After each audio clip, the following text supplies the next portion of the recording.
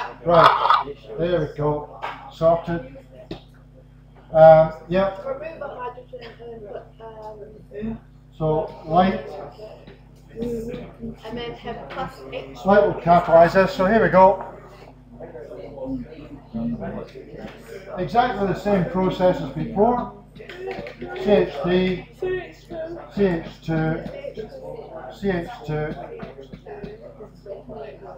and then Logan, shut it. I'm being polite this afternoon. Thank you. It doesn't matter. There's no specific point at which that bromine can substitute. But I'm just going to choose to do it at the end. But it could be anywhere along that chain. So we've got another CH2. I'm going to take the hydrogen off there. I'm going to stick the bromine on the end there, and you get HBr. That needs to be in there for that one. You can't just get that. So the substitution bit, totally different to addition. One of the hydrogens, any of the hydrogens along that chain, can be substituted by a bromine atom. But first of all, it does take light energy to break that bond up so that we get two bromine atoms. Okay, to knock a hydrogen off, put a bromine in its place, substitution, and that's it. You'll be getting rather bored with me saying it, but we do it in exactly the same way every time. CH3, copy the molecule down without mistake, CH2, CH. The double bond is there, but it's going to disappear because it's addition, and that's what happens. CH, CH3, and we split the HBr up. It gets broken up when it attacks the double bond. Hydrogen on there. We've copied everything down. We've taken the double bond out, and we have one end on here, one end on the other. You can't get the question wrong. You can if you concentrate on that double bond and then try and fit in the rest of the molecule. Would it matter what side you put it on? No, it doesn't matter. In this case, it doesn't matter because it doesn't matter because there's no rich and richer. An alkyne. It does follow addition. So it just makes it into Yeah. okay. So there's a couple of possibilities here. But you tackle it, the answer gets tackled in exactly the same way. Copy it down without getting anything mixed up. In the first step, we're not going to get rid of both of those extra bonds. The double and the triple bond are both reactive. The triple bond's even more reactive than the double bond, obviously. So we'll get rid of one of those multiple bonds to begin with. We'll just get rid of one because we're only going to add one bromine molecule in. Could you make it? Yeah, you could. But you Would take that be wrong? no. If you but take it one step at a time. Get rid of one of the multiple bonds as you go. And so we take a bromine molecule, we split it up, and one bromine atom is going to go on here, and another bromine atom is going to go on there. Now if you count up the bonds, carbon's got 2, 3, 4.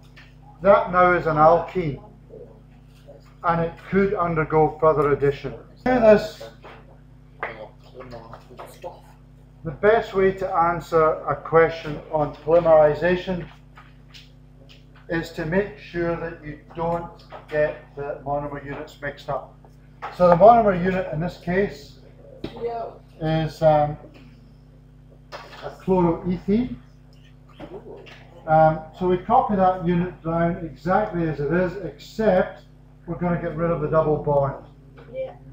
We're going to get rid of the double bond because that's what happens. And we copy everything in round that without making any mistakes. Now if you do it this way, you won't get confused by the different ways they can give you that structure. We put another unit in there, another monomer, exactly the same. Now, if you do it this way, you won't make the mistake of getting the chlorines in the wrong place. You won't make that mistake. Now, I'm not going to put another one in there. I've only got room for 2. So that's going to go on. The double bond disappears, and those units are left joined together.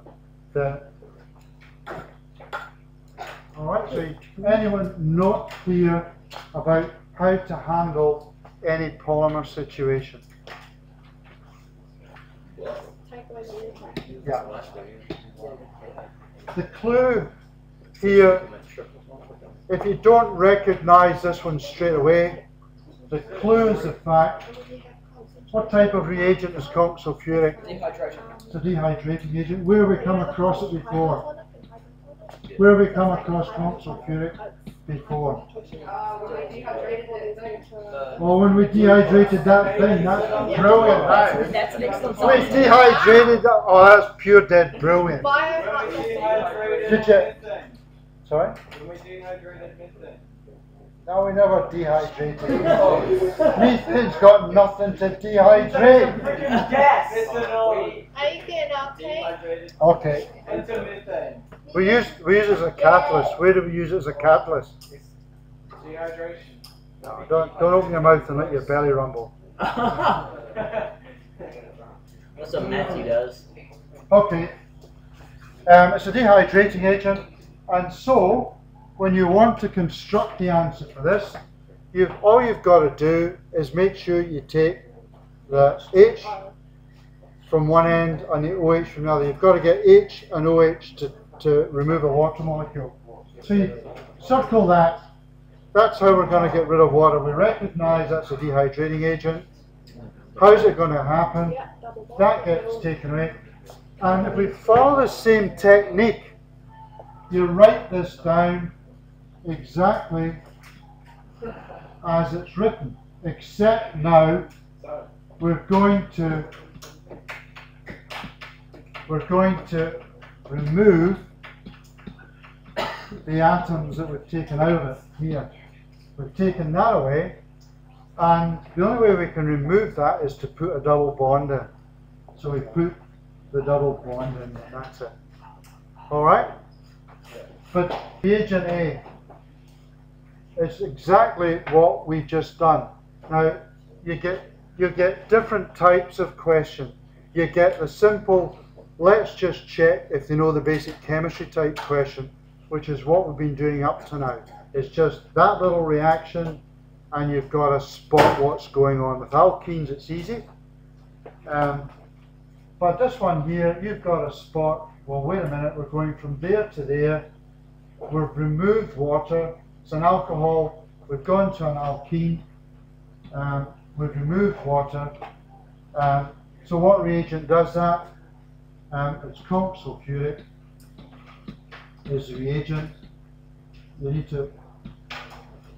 So it's going in the reverse direction. They've given you the chemistry. What are the reactants? What have you had to put in there to make it happen? And it's heat. You just warm that, and away you go. Reagent B, we're going from an alkene to there.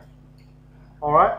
Up until now, we've been starting with the starting material, and we've been told what's being reacted, and there's a product. This is just another way of asking the same question. What have we had to put in here to go there? Well, we've lost the double bond.